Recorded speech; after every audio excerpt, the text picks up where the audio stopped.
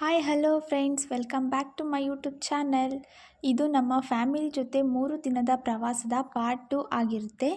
ಎಲ್ಲೂ ವಿಡಿಯೋನ ಸ್ಕಿಪ್ ಮಾಡದೆ ಕೊನೆವರೆಗೂ ವಿಡಿಯೋ ನೋಡಿ. ಹಾಗಿದ್ರೆ ಬನ್ನಿ ವಿಡಿಯೋ ಸ್ಟಾರ್ಟ್ ಮಾಡೋಣ. ಅದಕ್ಕೂ ಮೊದಲು ನೀವೇನಾದರೂ ನನ್ನ ಚಾನಲ್ಗೆ ಹೊಸಬರಾಗಿದ್ದರೆ ದಯವಿಟ್ಟು ನನ್ನ ಚಾನಲ್ನ ಸಬ್ಸ್ಕ್ರೈಬ್ ಮಾಡ್ಕೊಳ್ಳಿ. ಹಾಗೆ ಪಕ್ಕದಲ್ಲಿ ಕಾಣುವ ಬೆಲ್ಲೈಕನ್ನ ಕ್ಲಿಕ್ ಮಾಡಿ. ಈ ವಿಡಿಯೋ ನಿಮ್ಗೆ ಇಷ್ಟ ಆಗಿದ್ರೆ ಪ್ಲೀಸ್ ವಿಡಿಯೋಗೊಂದು ಲೈಕ್ ಮಾಡಿ. ಶನಿವಾರ ನೈಟ್ ಉಡುಪಿ ಕೃಷ್ಣನ ದರ್ಶನ ಮುಗಿಸಿ ಶೃಂಗೇರಿಗೆ ಬಂದು ನೈಟ್ ಅಲ್ಲೇ ರೂಮ್ ಮಾಡಿದ್ವಿ. ಸೊ ಭಾನುವಾರ ಮಾರ್ನಿಂಗ್ ಎಲ್ಲರೂ ಬೇಗ ಎದ್ದು ಸ್ನಾನ ಮಾಡಿ ರೆಡಿಯಾಗಿ ಶೃಂಗೇರಿ ಶಾರದಾಂಬಾ ಸನ್ನಿಧಾನಕ್ಕೆ ಹೊರಟ್ವಿ.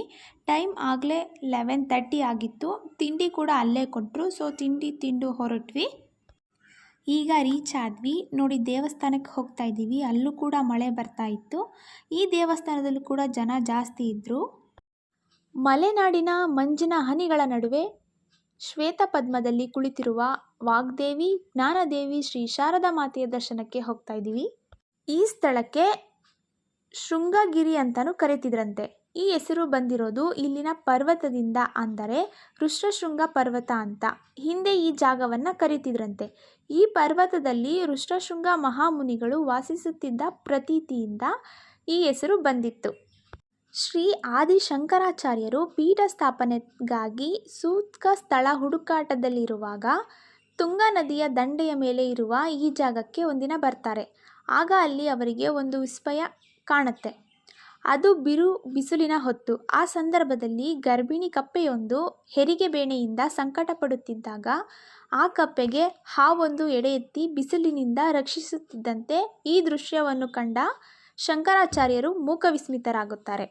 ಜನ್ಮ ಜನ್ಮಾಂತರದಲ್ಲೂ ಬಂದ ವೈರಿಗಳಾಗಿರುವಂತಹ ಹಾವು ಕಪ್ಪೆಗಳು ಒಂದಕ್ಕೆ ಒಂದು ಸಹಾಯ ಮಾಡುತ್ತಿದ್ದ ಈ ಜಾಗವನ್ನು ಅಪಾರ ಮಹಿಮೆ ಉಳ್ಳದ್ದೆಂದು ಗ್ರಹಿಸಿ ಶಂಕರಾಚಾರ್ಯರು ಇಲ್ಲಿಯೇ ಶ್ರೀ ಶಾರದಾ ಪೀಠವನ್ನು ಸ್ಥಾಪಿಸಿದ್ದರಂತೆ.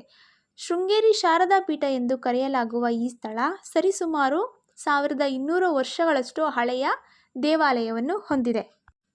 ಹಾಗೆಯೇ ಶ್ರೀ ಆದಿಶಂಕರಾಚಾರ್ಯರು ಭಾರತದ ತುಂಬೆಲ್ಲ ಸುತ್ತಾಡಿ 4 ಪೀಠಗಳನ್ನು ಸ್ಥಾಪಿಸಿದ್ದಾರೆ.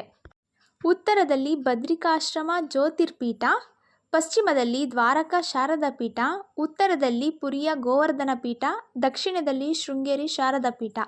ಈ 4 ಪೀಠಗಳಲ್ಲಿ ಶಾರದಾ ಪೀಠವು ಒಂದು ಮತ್ತು ಇದು ಮೊದಲು ಸ್ಥಾಪಿಸಿದ ಪೀಠ. ಶೃಂಗೇರಿಯ ದೇವಾಲಯ 4 ದಿಕ್ಕುಗಳಲ್ಲಿ ದೇವಾಲಯವಿದ್ದು, ಪಶ್ಚಿಮದಲ್ಲಿ ಕೆರೆ ಆಂಜನೇಯ ದೇವಾಲಯ, ಪೂರ್ವದಲ್ಲಿ ಕಾಲಭೈರವ ದೇವಾಲಯ, ದಕ್ಷಿಣದಲ್ಲಿ ದುರ್ಗಾಂಬಾ ದೇವಾಲಯ ಮತ್ತು ಉತ್ತರದಲ್ಲಿ ಕಾಳಿಕಾಂಬ ದೇವಾಲಯವಿದೆ. ಶಾರದಾ ಮಾತೆ ಶ್ರೀಚಕ್ರದ ಮೇಲೆ ಆಸೀನರಾಗಿದ್ದಾರೆ. ದೇವಿಯ ಕೈ ಮೇಲ್ಭಾಗದಲ್ಲಿ ಗಿಳಿ ಜಪಮಾಲೆ ಹಿಡಿದಿದ್ದಾರೆ. ಸದಾ ಹಸನ್ಮುಖಿಯಾಗಿ ಭಕ್ತರಿಗೆ ದರ್ಶನ ನೀಡುತ್ತಾರೆ. ಇಲ್ಲಿ ಶಾರದೆ ಮುಂಭಾಗದಲ್ಲಿ ಕುಳಿತು ಮಕ್ಕಳಿಗೆ ವಿದ್ಯಾರಂಭ ಮಾಡಿದರೆ ಅಂತಹ ಮಕ್ಕಳಿಗೆ ವಿದ್ಯಾಬುದ್ಧಿ ಪ್ರಾಪ್ತಿವಾಗುತ್ತದೆ. ಹಾಗಾಗಿ ದೇಶದ ಮೂಲೆ ಮೂಲೆಯಿಂದ ಪೋಷಕರು ತಮ್ಮ ಮಕ್ಕಳ ವಿದ್ಯಾರಂಭಕ್ಕಾಗಿ ವಾಗ್ದೇವಿ, ಜ್ಞಾನದೇವಿ, ಶ್ರೀ ಲಲಿತಕಲಾ ಮಾತೆ, ಶ್ರೀ ಶಾರದಾ ದೇವಿಯ ಕ್ಷೇತ್ರಕ್ಕೆ ಬರ್ತಾರೆ. ತಾಯಿ ಶಾರದೆಗೆ ಪ್ರತಿ ಶುಕ್ರವಾರ ವಿಶೇಷ ಪೂಜೆ ಇರುತ್ತೆ. ಇಲ್ಲಿನ ಶಾರದಾ ಮಾತೆ ಸರಸ್ವತಿ ಅವತಾರ ಆಗಿರೋದ್ರಿಂದ ಈ ದೇವಿಯನ್ನು ಉಭಯ ಭಾರತಿ ಅಂತಲೂ ಸಹ ಕರೀತಾರೆ. ದೇವಸ್ಥಾನದ ಒಳಗೆ ವಿಡಿಯೋ ಮಾಡೋ ಹಾಗಿರಲಿಲ್ಲ, ಸೊ ವಿಡಿಯೋ ಮಾಡಿಲ್ಲ.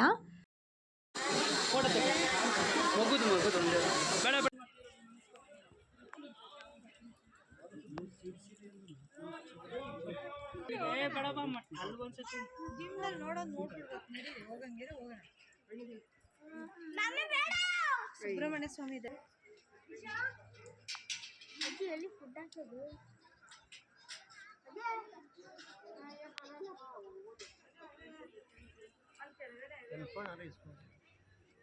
ನೆಕ್ಸ್ಟು ಅಲ್ಲೇ ಶ್ರೀ ಬಾಲ ಸುಬ್ರಹ್ಮಣ್ಯ ಸ್ವಾಮಿ ದೇವಾಲಯ ಕೂಡ ಇದೆ. ಸೊ ಆ ದೇವರ ದರ್ಶನ ಮುಗಿಸ್ಕೊಂಡು ಬಂದ್ವಿ. ಎಲ್ಲರೂ ಫೋಟೋ ವಿಡಿಯೋಸ್ ತೊಗೊಂಡ್ವಿ. ನೆಕ್ಸ್ಟು ಊಟಕ್ಕೆ ಹೊರಟ್ವಿ. ನೋಡಿ, ದೇವಸ್ಥಾನದ ಹತ್ತಿರ ಗಿಡ ಮರಗಳನ್ನು ಸಹ ನೆಟ್ಟಿದ್ದಾರೆ. ಸೊ ಊಟ ಮುಗಿಸಿ ಬಂದ್ವಿ. ಸೊ ಎಲ್ಲರದು ದೇವಿಯ ದರ್ಶನ ಮುಗೀತು, ಹಾಗೆ ಊಟ ಕೂಡ ಮುಗೀತು. ಸೊ ಈಗ ಇಲ್ಲಿಂದ ನೆಕ್ಸ್ಟ್ ಹೊರನಾಡು ಅನ್ನಪೂರ್ಣೇಶ್ವರಿ ದೇವಾಲಯಕ್ಕೆ ಹೊರಡ್ತಾ ಇದ್ದೀವಿ.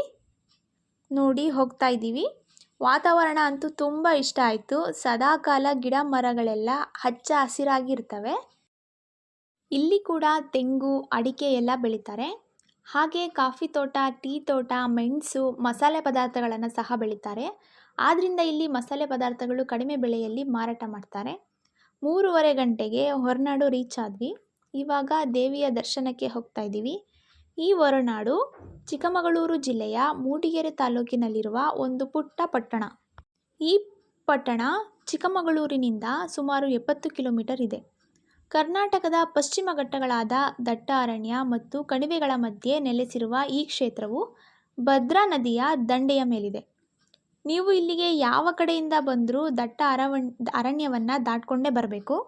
ಈ ದೇವಿಯು ಪಾರ್ವತಿ ದೇವಿಯ ಅವತಾರವಾಗಿದ್ದು ಶ್ರೀ ಹೊರನಾಡು ಅನ್ನಪೂರ್ಣೇಶ್ವರಿಗೆ ಸಮರ್ಪಿತವಾಗಿದೆ. ಇದು ಕರ್ನಾಟಕದ ಶಕ್ತಿಪೀಠಗಳಲ್ಲಿ ಒಂದು. ಇಲ್ಲಿರುವ ದೇವಿಯ ವಿಗ್ರಹವು 8ನೇ ಶತಮಾನದಲ್ಲಿ ಅಗಸ್ತ್ಯ ಋಷಿಗಳು ಸ್ಥಾಪನೆ ಮಾಡಿದರೆಂಬ ನಂಬಿಕೆ ಇದೆ. ಅನ್ನಪೂರ್ಣ ಎಂಬುವ ಪದವು 2 ಪದಗಳ ಉತ್ಪನ್ನವಾಗಿದೆ. ಅನ್ನ ಎಂದರೆ ಆಹಾರ ಮತ್ತು ಪೂರ್ಣ ಎಂದರೆ ಸಂಪೂರ್ಣ ಅಥವಾ ಪರಿಪೂರ್ಣ ಎಂದರ್ಥ. ಸಾಕ್ಷಾತ್ ಪಾರ್ವತಿ ದೇವಿಯೇ ಲೋಕದ ಹಸಿವನ್ನು ನೀಗಿಸಲು ಅವತಾರವೆತ್ತಿದ ಕ್ಷೇತ್ರವಿದು.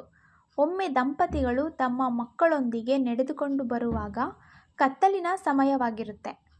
ಅವರಿಗೆ ಎಲ್ಲೂ ಕೂಡ ಉಳಿದುಕೊಳ್ಳಲು ಜಾಗ ಇರೋದಿಲ್ಲ. ಆ ಸಮಯದಲ್ಲಿ ಈ ದೇವಸ್ಥಾನದ ಸಮೀಪ ಉಪವಾಸದಲ್ಲೇ ಉಳ್ಕೊಳ್ತಾರೆ. ಆ ಸಮಯದಲ್ಲಿ ದೇವಿಯು ಸಾಮಾನ್ಯ ರೂಪ ಧರಿಸಿಕೊಂಡು ಯಾರು ಉಪವಾಸ ಇರಬಾರ್ದು ಅಂತ ಅವರಿಗೆ ಅನ್ನವನ್ನು ನೀಡುತ್ತಾಳೆ. ಈ ಕ್ಷೇತ್ರ ಬಂದವರು ಅಕ್ಕಿಯನ್ನು, ದವಸ ಧಾನ್ಯಗಳನ್ನು ಕೊಡುತ್ತಾರೆ. ಇಲ್ಲಿ ಪ್ರತಿನಿತ್ಯ 3 ಹೊತ್ತು ಅನ್ನಪ್ರಸಾದವಿರುತ್ತೆ. ನಾವು ಈ ದೇವಸ್ಥಾನಕ್ಕೆ ಬಂದಾಗ ಒಂದು ಸುಂದರವಾದ ದ್ವಾರ ನಮ್ಮನ್ನು ಸ್ವಾಗತ ಮಾಡುತ್ತೆ. ಇವಾಗ ದೇವಿಯ ದರ್ಶನಕ್ಕೆ ಹೊರಟ್ವಿ. ಜನ ಅಷ್ಟಿರಲಿಲ್ಲ, ಸುಮಾರಾಗಿದ್ದರು. ನೋಡಿ, ಹೂವಿನ ಅಲಂಕಾರ ಎಷ್ಟು ಚೆನ್ನಾಗಿ ಮಾಡಿದ್ದಾರೆ. ಇಲ್ಲೂ ಸಹ ಒಳಗಡೆ ವಿಡಿಯೋ ಮಾಡೋ ಹಾಗಿಲ್ಲ, ಹಾಗಾಗಿ ವಿಡಿಯೋ ಮಾಡ್ತಾಯಿಲ್ಲ. ಸೊ ಎಲ್ಲರೂ ದೇವಿಯ ದರ್ಶನ ಮುಗಿಸ್ಕೊಂಡು ಬಂದ್ವಿ. ನೆಕ್ಸ್ಟು ಸ್ವಲ್ಪ ಶಾಪಿಂಗ್ ಸಹ ಮಾಡಿದ್ವಿ. ನೆಕ್ಸ್ಟ್ ಎಲ್ಲರೂ ತಿಂಡಿ ತಿಂದ್ವಿ. ಈ ದೇವಸ್ಥಾನದಲ್ಲಿ ಬೆಳಗ್ಗೆ, ಮಧ್ಯಾಹ್ನ, ರಾತ್ರಿ ಊಟ ಸಹ ಕೊಡ್ತಾರೆ. ಆಲ್ರೆಡಿ ಶೃಂಗೇರಿಯಲ್ಲಿ ಊಟ ಮಾಡಿರೋದ್ರಿಂದ ಇಲ್ಲಿ ಊಟ ಮಾಡ್ತಾಯಿಲ್ಲ. ಸೊ ಇದು ನಮ್ಮ ಫ್ಯಾಮಿಲಿ ಟ್ರಿಪ್ ಪಾರ್ಟ್ 2 ಆಗಿರುತ್ತೆ. ಈ ಇನ್ಫಾರ್ಮೇಷನ್ ನಿಮಗೆ ಇಷ್ಟ ಆದರೆ ದಯವಿಟ್ಟು ವಿಡಿಯೋಗೊಂದು ಲೈಕ್ ಮಾಡಿ, ಶೇರ್ ಮಾಡಿ, ಕಮೆಂಟ್ ಮಾಡಿ. Thank you for watching.